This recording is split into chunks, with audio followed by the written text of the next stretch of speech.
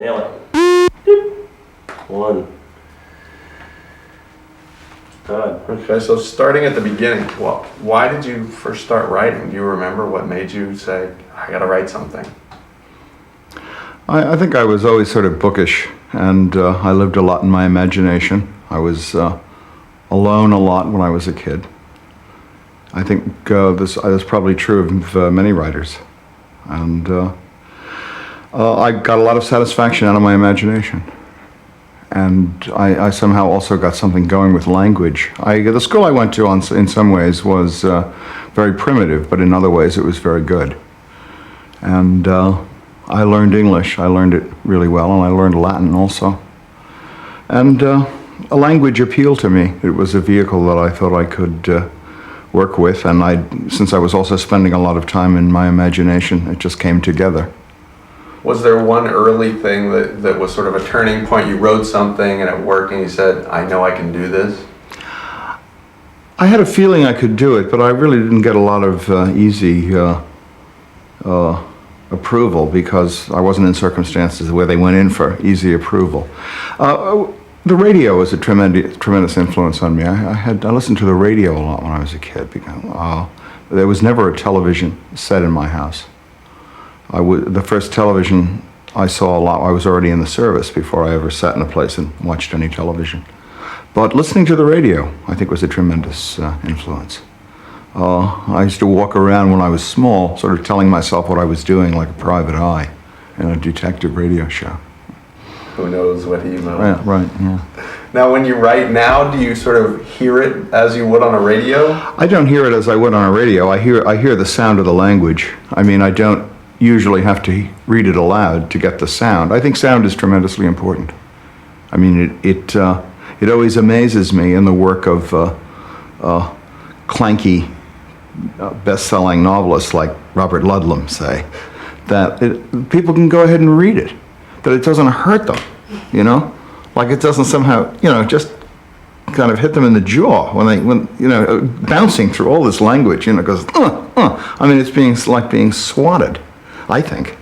I think sound is tremendously important. I mean, you're building up an altered state of consciousness for somebody, and you have to keep it going. It's very easy for it to be interrupted, and they close the book, and you lost them.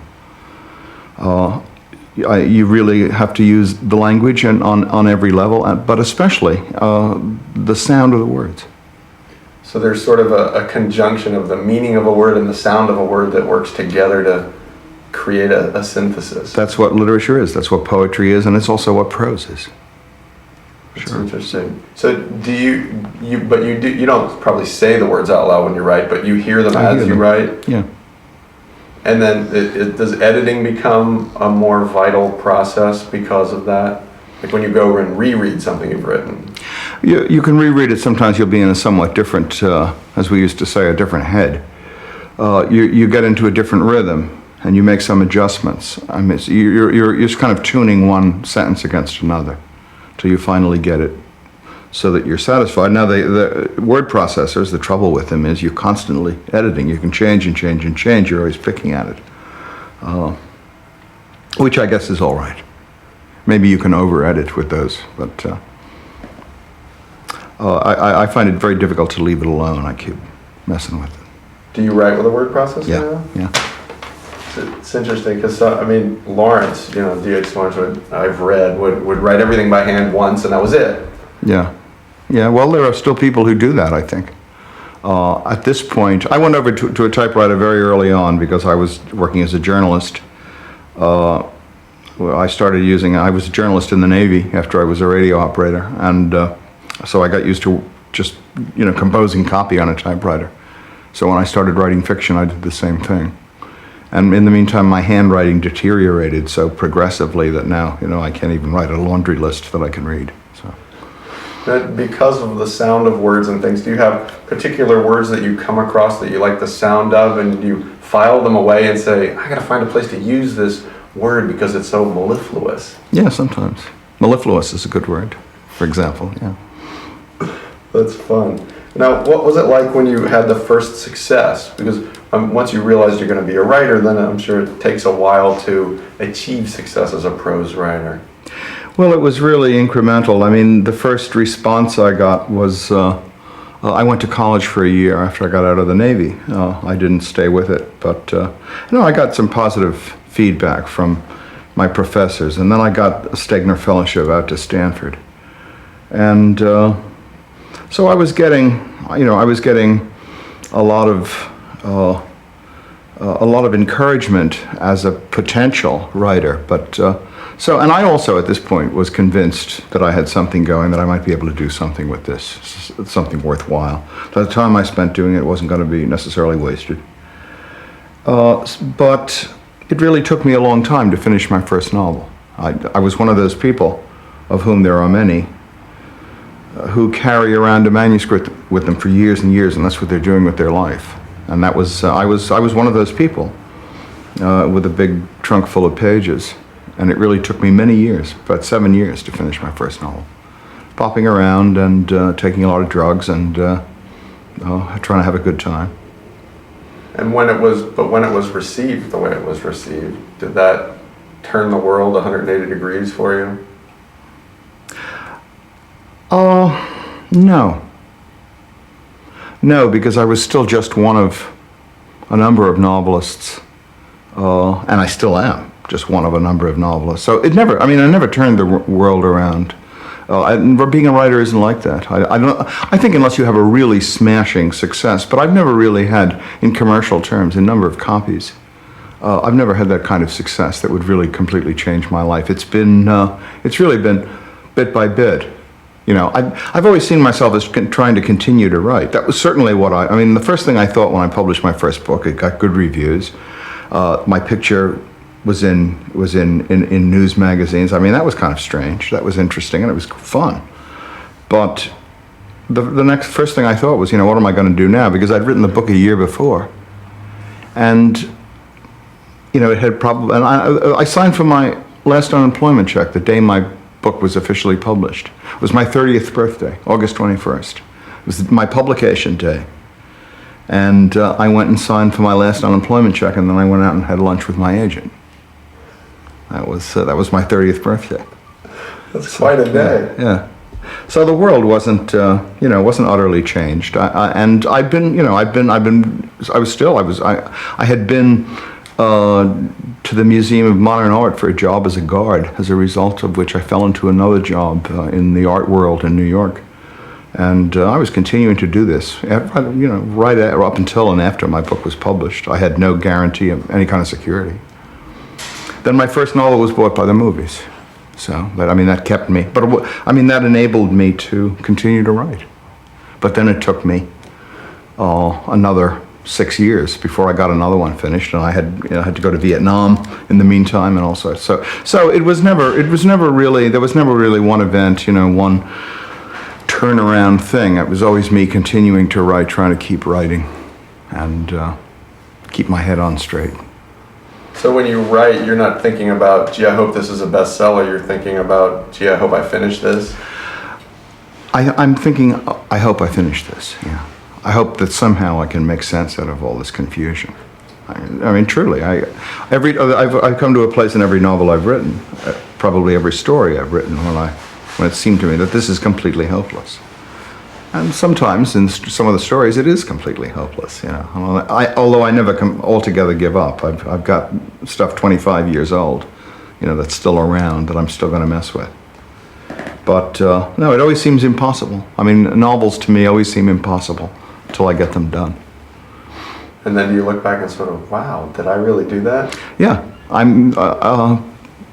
look back on it in a way like one of the only things I ever did that I don't quite understand was quit smoking. I understand the other things I've done, but that's one thing I don't understand.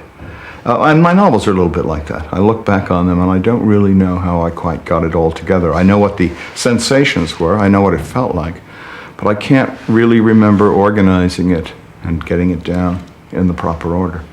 So you don't start with an outline and a whole plot and you know the end before you start, and because any of the guides on how to, they always tell you do an outline, the beginning, the end is in the beginning, and all this other junk. And No, I start out with a lot of notions, sensations, phrases, remembered gestures, crowds of people moving around, remembered people, made up people.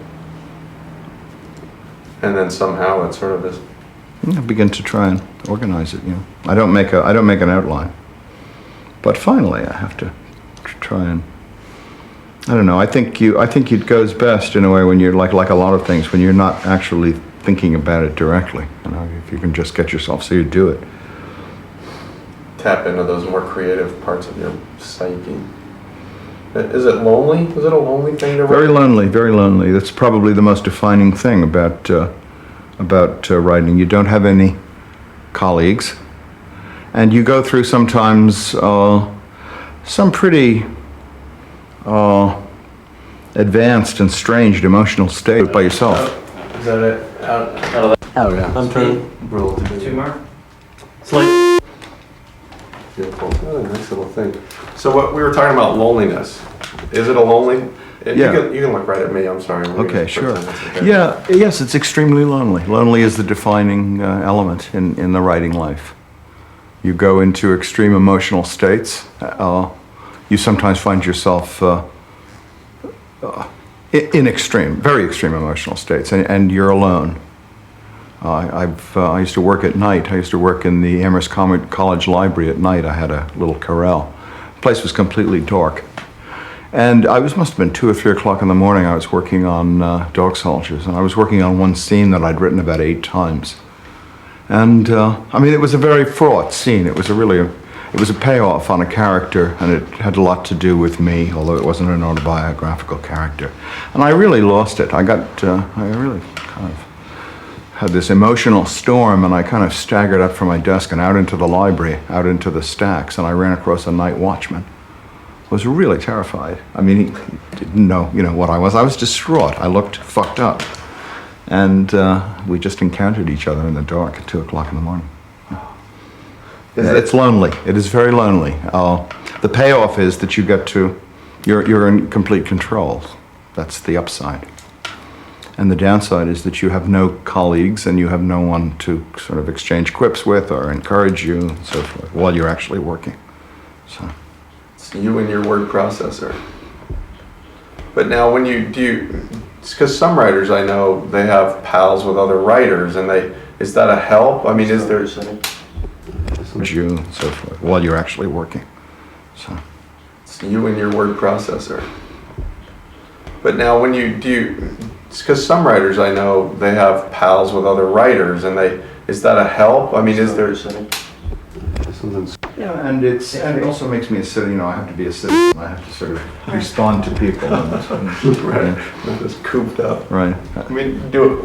Is there interaction with other writers? Picasso and Braque had this wonderful thing where they banged heads and it helped, or is it? It's such an internal thing that. Well, I think when we were all younger and we used to really hang out and and party and read to each other, which we used to do. We used to have readings, Wednesday night readings in California and various other places. One of the things about the writing life is eventually you don't know anybody but writers. It seems to come down to that. But that's true of painters too. Painters hang out with painters and writers hang out with writers. And you go through your friends suddenly and you realize that all your friends are writers. But I think years ago we used to really be very receptive to what we were each doing, my contemporaries and I think we've probably now, as we've had to, gone off in our own separate spaces, and we probably don't pay too much attention to each other anymore, except to sort of complain about agents. But what about fans? When fans, is that, as I know you have fans, is that something strange to deal with? I really feel very close to the people who, I probably shouldn't say this, probably invite trouble. Maybe we should just skip that. Fans, I feel close to the people who like my work. I don't get tons of mail. I do get letters from people sometimes, and I've been very moved. People have written me about parents of theirs who liked a book of mine who have died in the meantime. I think what I do appeals to people who have some experience of hard times. And I've gotten communications from people that were very moving. I've never been bothered by anyone. I know writers sometimes are. I know people that that's happened to. That has not happened to me. Are book signings a strange pleasure? Well, I'm just coming off a book tour, or well, last year anyway, and today I started out in Toronto this morning. I was up there at a festival, conference sort of thing, so I was doing a lot of signings. And generally my feeling about them is good. Yeah, they're good. You have all these people, lines of people who are all different, but who all seem to have something in common. Whatever they may seem to have in common, though, one thing they have in common is you. One. They all like to read this stuff. They all like to read these stories, these fantasies about these people who don't exist. They all like it. And that's the thing that they have in common. That's what they actually have in common. And that's fun. Yeah, that's good. That makes me feel very warmly toward them. Must be interesting though, like when each one steps up, because they're looking for something, even if they're just looking for a signature. It must be an interesting moment when they first step up and they first say hello. Yeah, it is. It is. It isn't. It can't be the substance of the experience, because the substance of the experience is lonely. There isn't really. Readings in a way are artificial, and the signings that follow readings, that's when I do my signings for the most part, if I'm not actually flogging books on a city to city, which this time I was in Toronto reading. And reading is a kind of an artificial setup where you get to have a little bit of immediate gratification instead of the usual 5 years delayed gratification that you get as a writer. And people who come up after readings you're sort of coming down from the reading, and you're getting to kind of exchange shards of light with these people, and sign something. You have a little bit of a momentary kind of exchange of psychic energy or something, and then it's over. So it's really, it's not something that lasts very long, but it's reinforcing and it's good. It's interesting. Now, do writers experience fear in a different way? Because I think writers experience all emotions differently, but fear being the strongest. I don't know if they experience it from any differently from anybody else. I think writers always, to some degree, worry if they're always going to be able to do it, because it becomes really absolutely necessary. I mean, it becomes your identifying experience. In the worst of times, it's all the only way you can identify yourself. It's a question of writing is living. And I think people worry sometimes they're going to wake up one day and they're not going to be able to do it. It's not going to happen. They'll sit at the machine all day, and at the end of the day, nothing will be there. Just the confusion that they started out with, which it's a nightmare situation. William Goldman, I know, once told me that he's sure this happens to everybody. I'm not sure it does. Has it happened to you? It has never happened to me. I have never been blocked, but that's because I'm very slow, I'm very deliberate, I'm very lazy. And I'm quite capable of wandering off and goofing, for days and days at a time. But I've always had stuff that I had, that was undone, that I'd left undone. So I have not outrun my energy. I have much more ideas than I have disciplined energy to convert the ideas into work. I'm the same way. Yeah, I think probably most people are. Yeah. But some people feel worse about it than others. Yeah. Well, you get to give yourself more of a break as you get older, which is probably exactly the reverse of what you should be doing. Yeah, but that's interesting. But do writers not have any other fears? Do you have a fear of anything else in particular? Of water? Of sailing? Well, I don't have a fear of water. I mean, there are a number of things I may be afraid of. Water isn't one of them. Water I was always close to, and water I like. I think probably the most frightening element in the universe is people. I mean, some people are you have, I think, different temperaments. Some people are afraid of sharks. Some people are afraid of people. Some people who aren't afraid of sharks are afraid of people. Some people who aren't afraid of sharks are very afraid of people. I'm afraid of sharks. Because I mean, ipso The facto, sharks and people. Well, no, me. I mean, I'm afraid of lawyers. Who are sharks? Yeah, exactly. it's the punchline. There are some things sharks won't do. Now, how does love play into all of this? Because it's an important element in a lot of your writing. Is it a good thing for a writer? Is it a distraction? I mean, love in a writer's life? Yeah. Well, there are many varieties of love. I mean, and some I'm sure can be wonderful, and some are wonderful, and others not. Does it end up being, for some writers though, it seems like love is the motivating force. I mean, they're writing for somebody, or love inspires them to write. I think that must be rare. I really don't think that many writers are actually inspired to write a specific work, or even able to continue working through the inspiration of love. I don't think it's love. Whatever it isn't love. I mean, love is something that happens outside writing, outside the writing life. I mean, that is to say, the life that's lived within the act of writing. You certainly you put a lot of your experience of love into the stories you write, your experience and your aspirations, you know, your real loves and your imaginary loves and so on. But I really find it difficult to imagine a writer sustained in work by love. I mean, we're talking about the love between men and women.